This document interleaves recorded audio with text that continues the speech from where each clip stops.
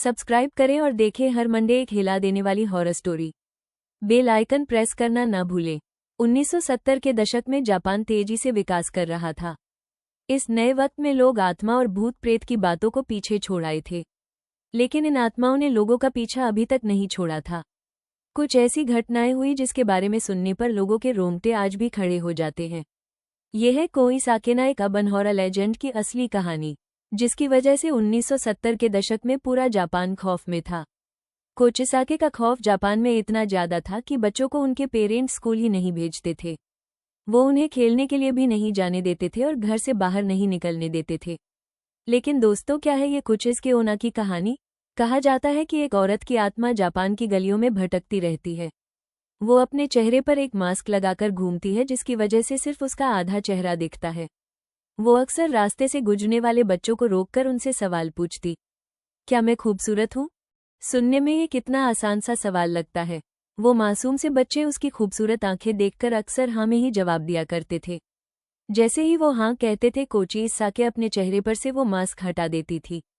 कोचिसाके का चेहरा बुरी तरह से कटा हुआ था।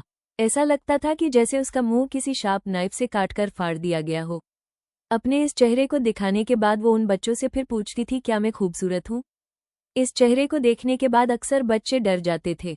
अब अगर वो हाँ में जवाब देते थे तो कोचिसाके अपनी बड़ी सी तैसी से उन बच्चों का मुंह भी अपने मुंह की तरह बीच में से काट देती थी।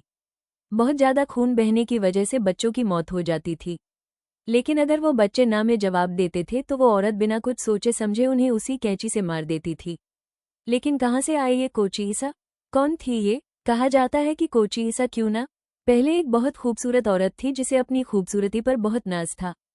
उसका पति एक समुदाय था जिसे अपनी खूबसूरती पर बहुत नाज था। उसका पति एक समुदाय था जो कि उससे बहुत प्यार करता था। एक दिन उसका पति युद्ध लड़ने के लिए गया और वो काफी समय तक वापस नहीं आया।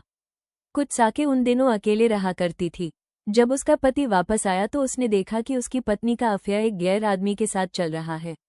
ये देखकर उसने अपनी तलवार से कोचिसाके का मुंह बीच में से काट दिया और फिर उसने उससे पूछा, क्या अब भी उसे अपनी खूबसूरती पर नाज है?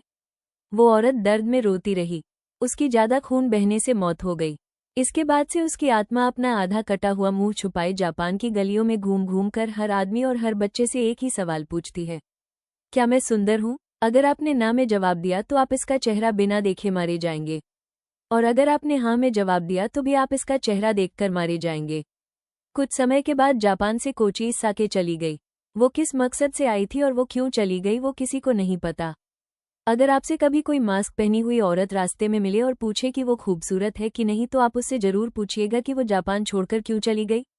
फिर अगर आपको जवाब मिले और आप जिंदा बचे तो कमेंट्स में हमें जरूर बताइएगा।